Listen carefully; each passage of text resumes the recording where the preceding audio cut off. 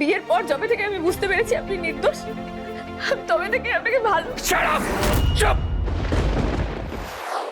শোনো ঐশী, তোমার ব্যাপারে তো রাজি হয়েছে, তুমি আগে জয়েন তো করো, তারপর ধীরে ধীরে সবকিছু হয়ে যাবে। টেনশন করো না, আমরা একসাথে আছি তো।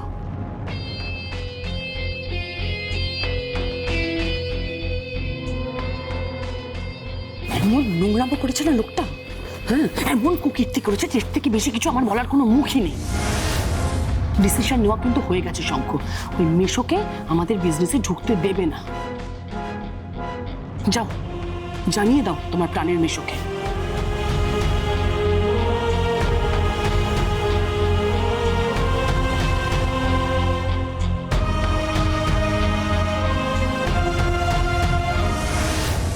যতক্ষণ না তুমি এইসব এই চিহ্নগুলো মুছছো ততক্ষণ আমার মনে হবে তুমি এইসব আমার নামে পড়েছো, আর ততই আমি নিজেকে নিজেকে ঘেন্না করব। অফিসার অফিসার, ওকে সিঁদুরটা মুছতে মুছতে বলুন, ওই শাখা ওই শাখা পলাটা ভাঙতে বলুন, নাহলে আমি নিজে গিয়ে। বাবু প্লিজ প্লিজ প্লিজ এরকম করবেন না, আমি হাত জোর করছি আপনার কাছে। প্লিজ প্লিজ সিঁদুর মোছানোর কথাটা বলবেন না। হ্যাঁ আমি অন্যায় করেছি, আমি তো স্বীকার করছি আমি অন্যায় করেছি, বিরাট বড় অন্যায় করেছি আমি। কিন্তু আপনি তো জানেন, বলুন কেন করেছি, আপনি তো কারণটাও জানেন। বিয়ের পর যবে থেকে আমি বুঝতে পেরেছি আপনি নির্দোষ, তবে থেকে আপনাকে ভালো। চুপ! আর একটা কথা বলবে না তুমি। অফিসার আমি বলে গেলাম, আমি আজকে না হলে কালকে ওর এই সিঁথির থেকে সিঁদুর মুছে ফেলবো, ওর এই শাখা পলা সব ভেঙে ফেলবো, বলে দিচ্ছি। আপনি প্লিজ, এই মেয়েটার সাথে আমার আর কোনো সম্পর্ক নেই।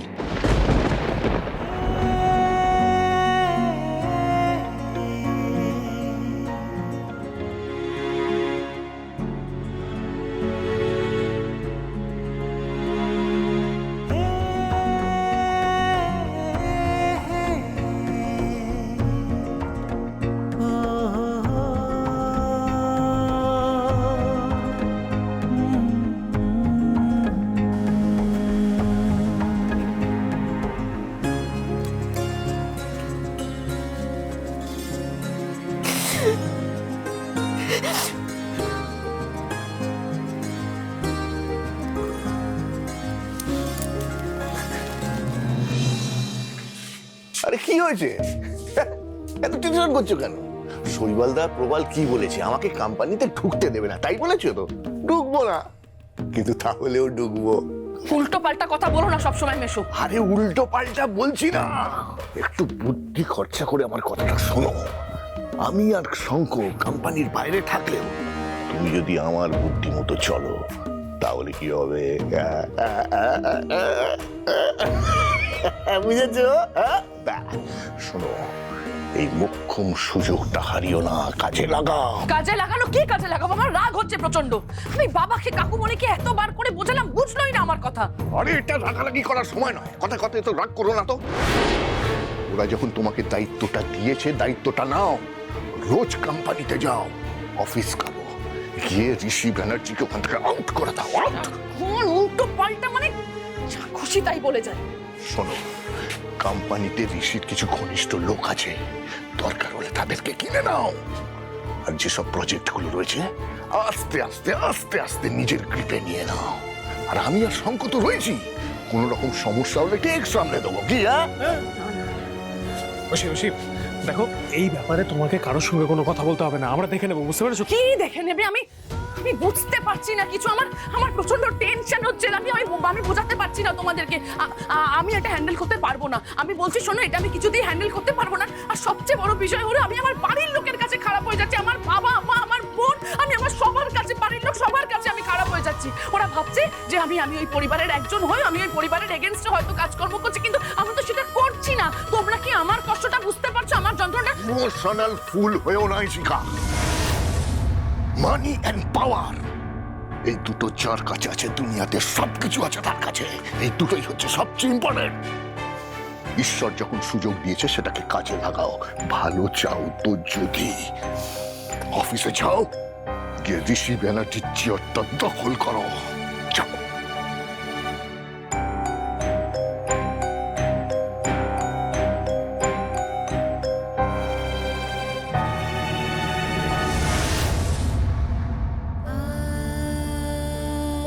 এতদিন তো বাড়িতে প্রত্যেকদিন পুজো করা হয়ে যেত এই সময় আমার। আজকে কেউ করেছে? মা করেছে নিশ্চয়ই। কে জানে বাড়ির কি অবস্থা, কেউ ঠাকুরকে জল বাতাসা দেবে কিনা। আমি তো এতদিন সকাল সকাল পুজো সেরে মাকে কত হেল্প করতে পারতাম।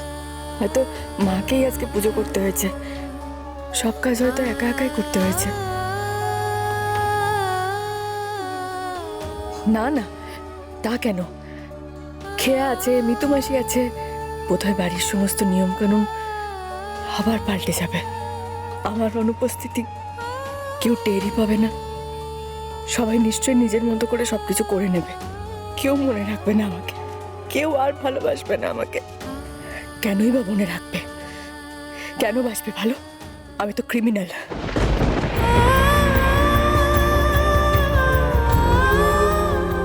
আমি মিথ্যুক।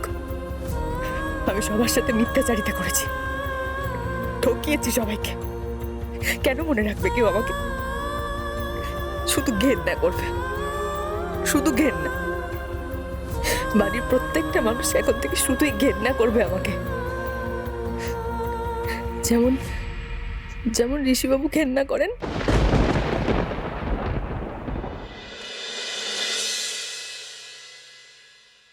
এই কদিনে কেমন বৃষ্টি অভ্যেস করে দিয়েছিল মেয়েটা। রোজ সকালে ওর গান শুনে ঘুম ভাঙতো। তখনই বুঝতে পারতাম যে মেয়ে আমার পুজো করছে, সেবা করছে। তোমাদের সমস্ত দায়িত্ব ওকে দিয়ে নিশ্চিন্তে ছিলাম। নাও, এখন থেকে আবার আমার সেবা নিতে হবে তোমাদের। কি যে কপাল আমার! হ্যাঁ, রোজ সকালে স্নান করে পরিচ্ছন্ন হয়ে মেয়ে আমার যে পুজো করতো, সেবা করতো, সে নাকি আজকে আমাদের কি ঠকানোর দায়ে জেলে বসে আছে।